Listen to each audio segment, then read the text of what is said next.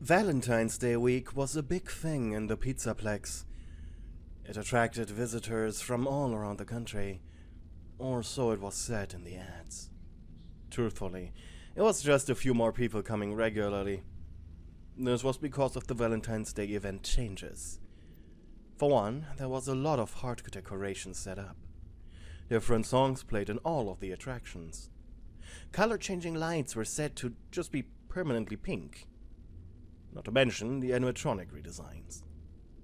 Every machine got its own event shell, with unique features. Freddy's design became more round, modeled after his original Funtime design at Circus Baby's Entertainment and Rentals. His orange shell was replaced with white, the red parts turned pink, and even his eyes were replaced with heart-shaped ones. Chica changed to be less punk and rock, to be more pop and cute, by getting a different head with a more feminine makeup markings, slimmer feet with pink stockings, and a white chest shell with pink heart symbols. Monty's changes were a little bit more dreaded by the machine, as his arms and chest and legs were replaced with jet black ones, with a nice suit painting on the chest piece, to make him look like a groom at a wedding. Speaking of wedding, Roxy, due to her unique online standing, was simply put in a specifically designed wedding dress, due to her unique online appearance. Boys loved it. But those were just the glamrock animatronics. Staff bots throughout the entire Pizzaplex also had quick changes attached to them, in the form of heart-shaped magnets, automatically done by themselves. This was topped off by the Pizzaplex offering, only during this time, a heart-shaped pizza, obviously, and honestly for the people who were getting sick of the hearts, they also had flower-shaped pizza. And most uniquely, a cupid-shaped cake. The cake was the reason everyone was into this. A delicious cream cake with a thin marzipan shell, soft wet bread decorated with strawberries, and even more cream. It was such a beloved food item, and the fact it was only sold once, technically twice per year, made it extra special. The second time it was sold during a year was during Halloween, though no one really knew that the pumpkin-style birthday cake was quite literally the same recipe as the Cupid cake, minus the strawberry decoration. There was, however, one person, or more, animatronic, who never really looked forward to this event. The daycare attendant. The machine had been all but forgotten by the higher-ups.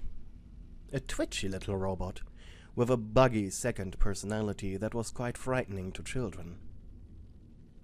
And up until now, he didn't have any customizations done on his chassis. And even now, he didn't.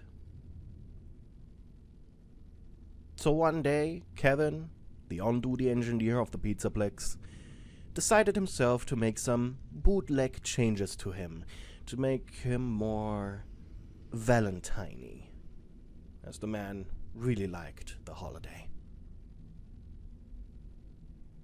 You are sitting with your coworker Kevin in parts and services, where the machines were repaired and maintained, and modified. The man was currently typing stuff into his phone. Apparently his wife was having issues with a delivery. While you just blankly stared at the daycare attendant, who had been strapped into the maintenance table inside the protective dome.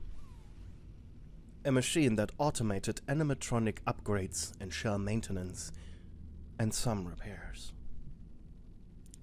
You were here to see how receptive he was to the new shell pieces. Why am I here again? You asked disinterested. Kevin looked up from his phone. What? You were a security guard, normally night shift. Brian, the day shift leader, had woken you up for this job, and you were incredibly tired. I need you here because I'm technically already off work and I'd really like to go home soon. Right. So you will have to do the testing when his new shell is applied. Don't worry, it's an easy job. He will pretty much do everything on his own. You just, need to observe, see if he needs anything. The new shell was a little more tight than the old one, making the daycare tent look more agile. It came with the typical jester pants, half white, half pink, and his pupils were, what else, heart-shaped. The moon mode of this outfit was the same, just the white became red, and the reds became white. Quite neat how it looked, really. The remand returned to the maintenance PC and continued typing stuff. I mean, if the arms do all the work, why do we need you? Kevin sighed. The arms are great for basic work. Detailed stuff like actual programming or adjustments on the endoskeletons. That's what I'm here for. Well, let's say they finally open Kid's Cove again. I would then be called to program its existence into everyone. Without me, they would continue ignoring it as if it were closed. And the arms, well, they cannot do that. He hit enter on the keyboard and the dome went to work, sealing the new shell onto the skeleton. These things can only do so much, no matter how much we want it. Though I also would really like to keep my job. He said after stretching in his chair and standing up. I'll turn him on and you go get him to the daycare. Got it? Got it. The man booted up the robot. The machine blinked and stared up at the arms, before holding up his right one, inspecting the new design, before rubbing his head like he was recovering from a headache. The robot made a noise of discomfort as Kevin released the dome's locks. What's wrong, buddy? Muttered Kevin once again, being busy with his phone. I feel faint. No, you don't, he mumbled. Yes, I do. I cannot walk. Someone needs to carry me. Kevin turned around and picked up his coat, throwing it over his back. Well, have fun, was all he said before rushing out the door. He sighed painfully. Kevin was a good egg, but his son was having issues in school that kept the man busy at the moment, so he understood his plight and tried to reduce it whenever possible. Maybe that's why he wanted you for this job. You approached the robot, who was still looking at his arm. So, Sonny, how do you feel? Like boogers. This arm, it doesn't look or feel like mine. Let me get you a mirror, so you can see yourself. Maybe that helps. The robot looked at you. I'm willing to try that. Yuno wandered over to the workbench, taking a big round mirror from it. You held it up so Son could see himself. Ooh, I like my new chest. You could have looked yourself. He blinked. Yes, but I was scared and... Ooh! Those pants! He lifted himself up and inspected them closer. They look fantabulous! Well, do you like your Valentine's Day outfit now? He looked at you. No. You sighed, leaning back against the dome's inner glass wall. And why is that? It's not me! He pointed at the cardboard box that had his original shell pieces in it. That there is me. He tapped against his chin. This isn't me.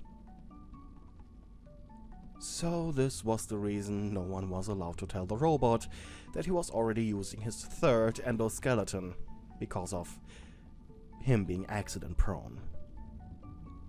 A lot of things now made sense to you. You leaned forward with a smirk, knowing he liked that. You are your endoskeleton. He blinked confused in response. Your shell is like your clothes. But why don't you have to remove your shell? You blinked perplexed. What? You always wear the same shell. Change it. He pulled at your security uniform. I would feel much more comfortable if others would have to change their shells too. You blushed, feeling awkward. I'm a human. I'm constantly changing my clothes. Seriously. He looked at you. Really? You're wearing that all the time. You blushed harder as an idea came to you. It was a bit lewd. How about this, Sonny? You took a step back, realizing how silly your next sentence was. I'm going to change my clothes in front of you. Do you think you can be a brave boy for me? For us? If I prove to you humans change their, as you call it, shell all the time? He nodded. Fine. You stormed out of parts and services, beelining into the employee locker room.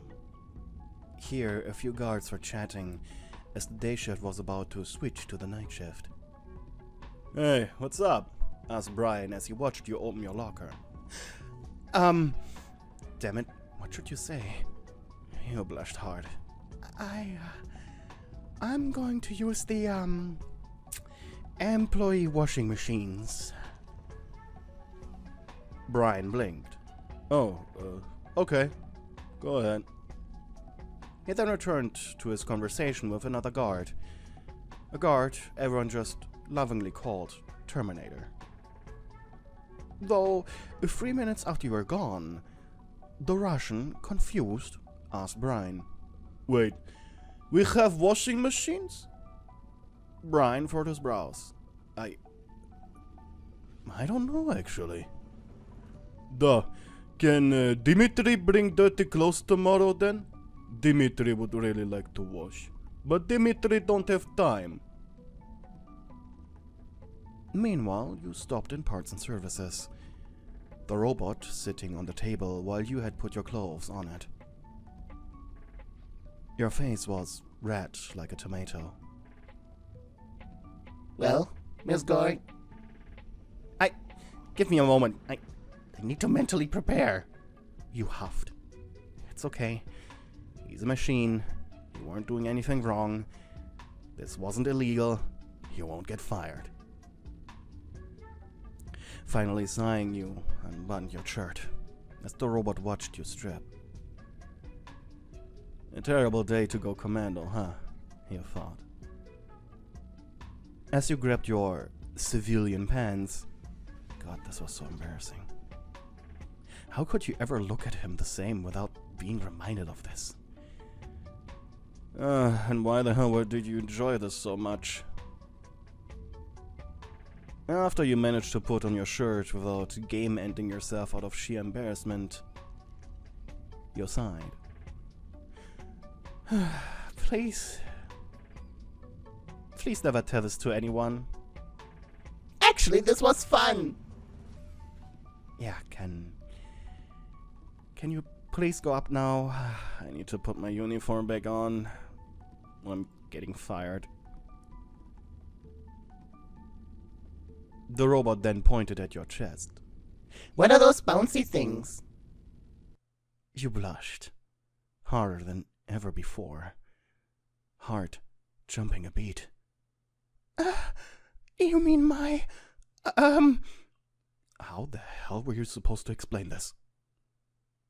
His fingers came dangerously close. A bead of sweat ran down your forehead. You were so humiliated and turned on right now. You really, really needed to control yourself. I mean these things. You bit your lower lip. Yeah,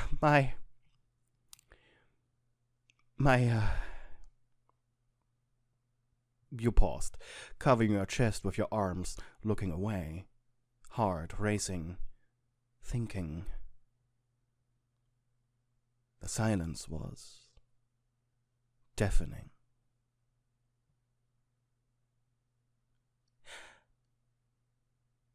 Do you want to touch them?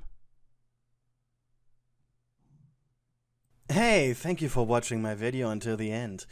If you're new here, I hope you stick around and watch a few more. But before I say goodbye, I'd like to remind you to like the video and subscribe. I also have a Ko-fi and Patreon if you want to support me financially. And I also have a community Discord server. All links are down in the description. Hope you have a good day. Until next time.